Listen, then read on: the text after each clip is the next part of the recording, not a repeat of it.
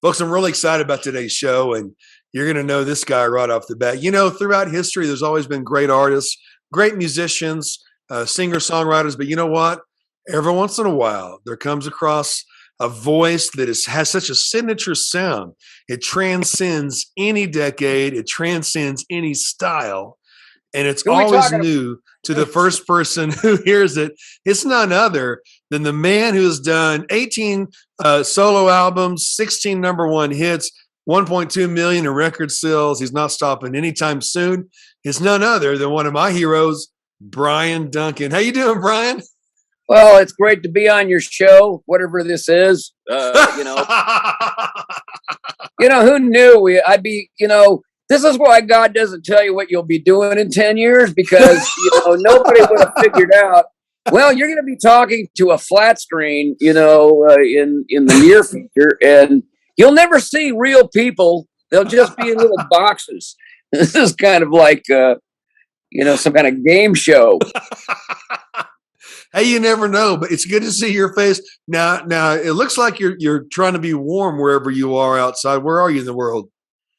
I'm in Southern California, but man, it was Frosty the Snowman this morning. It was like, that's one of the Christmas songs too. I redo the words for Southern California crowds, and we sang Frosty the Snow Cone normally. But I mean, it looked like Christmas out here. I sit on the edge of a golf course here, and it looked snow white. It was just the grass was frozen solid ice. So it was 36 degrees this morning, which is, that's almost an emergency in California. I was about to say, you probably don't see that very often. Now, when you say Frosty the Snow Cone, is it because you don't want to say man, a pronoun danger, or what's the reason for that? It's just the fact that we don't have snow here, so you make it up. Well, in Southern California, man, you're seeing some new weather. It might scare people, to maybe pursue the Bible, all the headline news, and now apocalyptic snow. What's next? Bryan, people can go to BryanDuncan.com. Of course, you're seeing it at the bottom of your screen. You've got new music on there too. A lot of people remember you from the Sweet Comfort days. That's where I first was introduced to you. How long have you been singing, Bryan? Well, I'm 68 now, and I started writing songs when I was 16. Wow. Lady in my church gave me her son's guitar. He had committed suicide, but she liked me, and so she gave me his guitar. And I didn't know how to play it, so I started making stuff up. And that hasn't stopped, for the last, 40 years or something. I've been writing songs all this time. And of course, I like Howlin' at the Moon. It was a hobby. When I was in college, I had no idea what I was going to do. But I did this for a hobby. It was like, I liked singing, and I liked singing for people. And eventually it turned into an addiction. Wow. Still haven't recovered from. And, and it's also kept me sane. I have to say, you're talking about the current conditions in the world, I'm not afraid of it. I'm not afraid of what's going on. Believe it or not, the world has seen worse days than we see today. Right. And, for me, I trust God with my life and take it one day at a time. And when I'm stressing about something, I sing about it. It's just that easy. It's like, so a lot of my songs are, you got your worship songs, but, I have I don't know what to do about this kind of songs. I did one song that goes, I spoke to God and told him, don't think I'm going to make it. Keep falling down and breaking everything around me grounded. Just when I find what I think is going to make me happy starts to unwind like another ball of string. Wow. Profound. You're a poet and a warrior poet at that. Bryan, through the years, you've continued to sing good music. I don't know what you think about this, but it doesn't seem like there's Christian secular anymore. They're just good or bad. But you've continued to sing in that faith vein, but your style, your unforgettable signature style, even when you're speaking, I can tell it's Bryan Duncan. Some may wonder, with the style that you have, what kept you from going into secular music at the time? Oh, I would have, I've seen enough of the wild side of party life and rock and roll to know that I would be self-destructive. I mean, it would, I would go off the deep end. There's no doubt about it. I mean, I like me first most of the time, and I follow Jesus because I can get insane really quick. So it's like, no, you know what? If it wasn't for Jesus and his guardrails, I don't think I would still be here. We see a lot of the old rock and roll guys, leaving the earth kind of early. And wow, I wasn't planning to be this old myself, but my manager says, "Well, it's not the age, it's the mileage." And Hey, I think Harrison Ford in Raiders of the Lost Ark said that too. did he say that? That might have been where that came from. Bryan, your song "Prodigals Regret" is still one of my favorite songs to this day. And I think the last time I talked to you a while back, you had just performed that as well. Of course, get you behind a keyboard. My gosh, man. Your musicianship, your songwriting, your singing, it's all the same level of incredible in my book. But you know what though? Your humor, you could go stand up if you wanted to. I mean, kind of switch it up a little bit. Yeah, the thing is though, as soon as you tell people you're going to come and be funny, now they got their arms folded like this, and they're going to make me laugh. I dare you to make me laugh. And it's like when you're not expecting it. I just learned early on, when talking to an audience, if you want to make them relax, you get them to laugh first. And then if people will laugh with you, they will cry with you, and they'll follow you into whatever you want to do. Because, somehow when you don't take yourself too serious, you can, my humor is pretty self-effacing, but,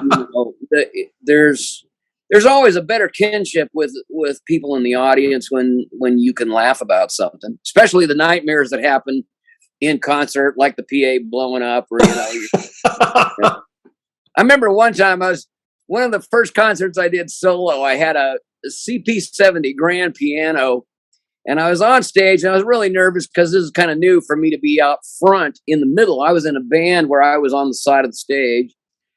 And I went out there, and I'm starting to sing, and I'm really wanting to be, the stuff. I'm bringing Mr. Professional. Wow, that didn't last very long. It's like, but the sound guy didn't tape the sustain pedals to the floor, so I'm sitting here trying to play the piano, and the sustain pedal is sliding away. And you're chasing the pedal down, and I'm trying to sing, and I think the sustain pedal rod came out of the piano, and then I couldn't play it at all. And my gosh, the next thing you know, I'm on my hands and knees under the piano, trying to put the sustain pedal back in the keyboard, and I'm going. And it was hysterical. After a while, the audience is like roaring, and I'm going, I can't believe I'm on the floor under the piano. It's like this wasn't part of the script. Well, you could have said you were praying like Keith Green. He got under the piano at ORU. And with look at Bryan. He's just praying. It's hilarious, man. Yeah. Well, you know what? Throughout your time with Sweet Comfort Band, and of course your solo stuff, has always been amazing. But before we leave that, your song "Prodigals Regret." Did you write that song? Oh yeah. Wow. I don't remember all the circumstances. I never should have left you. That first line was, I'd been gone I left home and came out to California. My folks lived in North Carolina, and I didn't realize when I left home that I wouldn't be home. I wouldn't be able to afford to go home for over 6 years. Wow. And it felt like a real removal. And suddenly I felt kind of outcast. I couldn't go home, see my folks or anything. And that's kind of how that started. But, of course, I'm always thinking about, I can relate to the prodigal son story better than any, although I mostly relate to the prodigal's brother who's going, "Hey, I've been here the whole time. How come I didn't get a party?"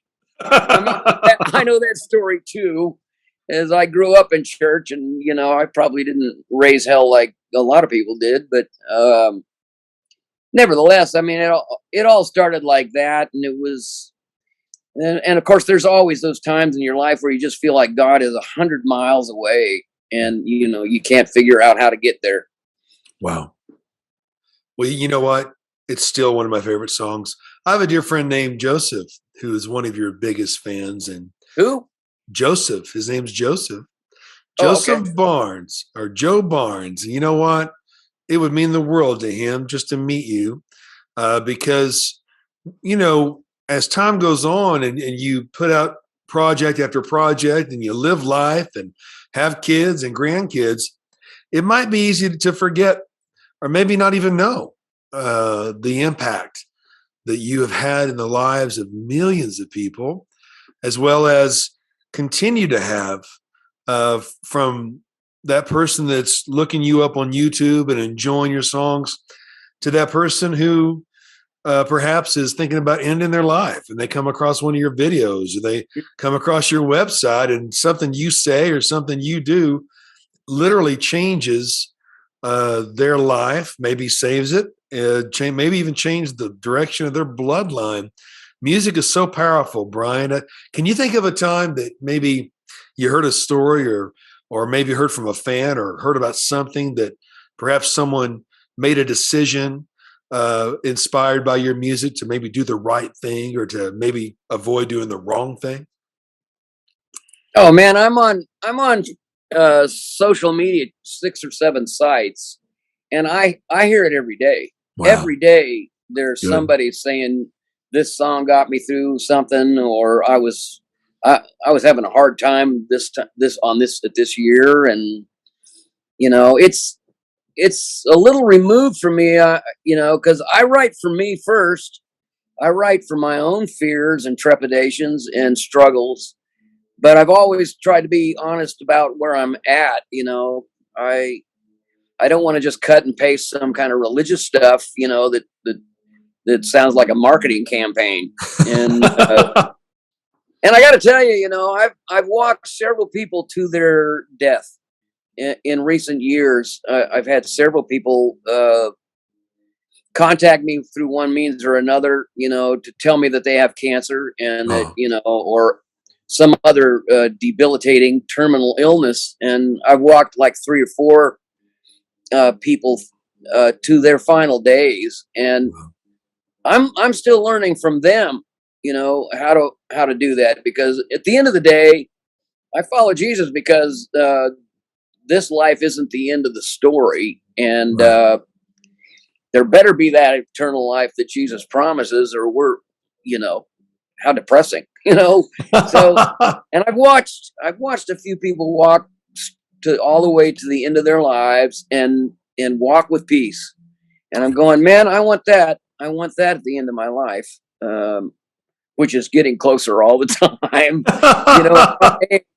Every time somebody dies and they're younger than you are now, it's like, it kind of makes you a little nervous. And you're going, but I wrote a song recently called "I Will Shine," and the opening line says, "Sometime we all come to find that we can't stay where we've been."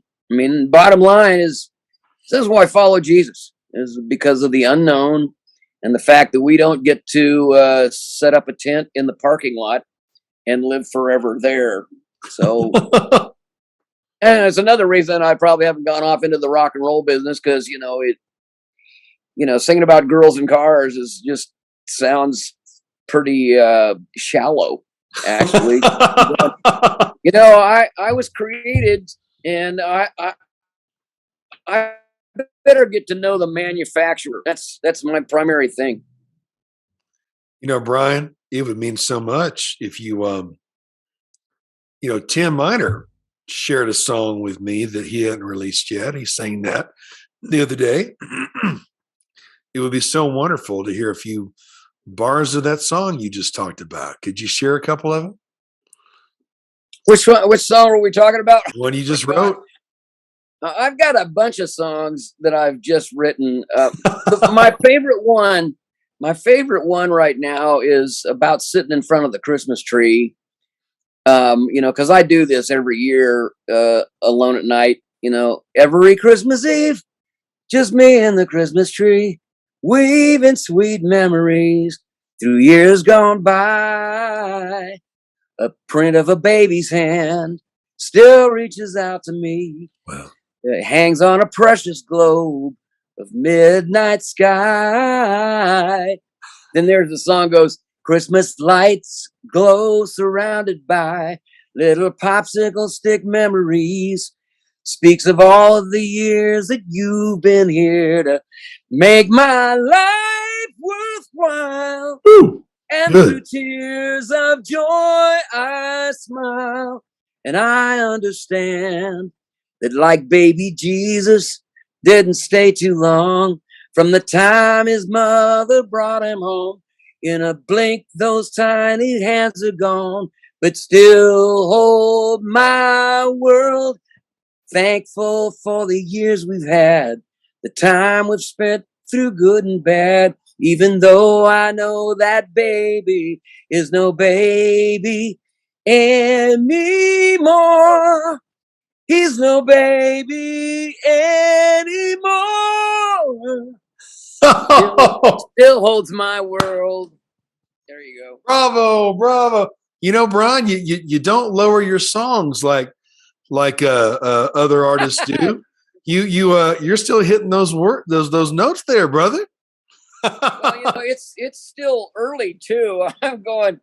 I try to pace myself now, though. Let's not kid ourselves. I remember the night that I played I Never Should Have Left You, and the whole song is just in the stratosphere. Oh, how could I? It's up there, man. And I was kind of freaking out because the Sweet Comfort Band had gotten back together for a gig, and I was so thrilled that I'm going, I got all the way through that song without passing out. Wow. So, it's kind of nice. And I was afraid this year after being, sidelined from the COVID lockdowns that, I thought, well, I haven't screamed for an hour and a half for a long time. And I thought the first time I did a concert back in Minneapolis, I was afraid because I had a 25 song set, wow, 2 nights back to back. And I was kind of freaking out. I'm thinking, I haven't sung that like full voice screaming because my wife doesn't let me scream in the house. I'm just saying, for some reason she doesn't appreciate it, Just keep it quiet. I'm sitting here thinking, well, I hope I can do this, and I kind of spread the really high note songs out through the set so that if I passed out, somebody could bring me to before the next song. I'll be doggone if I didn't sing 75 songs in two days. Wow. And not have a voice problem. So, maybe the time off was not a bad thing. Well, you know what, Bryan, you still have it. You still got it, man. Well, we're trying to write new songs. I am singing a little lower keys, just because it's. But if you're doing sentimental songs like I'm doing now, like that songs about my grandkids and about my kids growing up, they don't have to be in the stratosphere to do them. And of course these days, metal music is way past us. For the most part, you don't hear much of it. Right. And everybody has this fragile sounding voice, which kind of bugs me after a while. Yeah. Going, for the love of God, could you scream? Could you just push a little air? Oh man. And of course, now we have those autocorrect machines. I was singing last week in a studio, and the guy brought me in to sing on this thing, and man, I didn't even break a sweat. It was in a key that was like, nothing.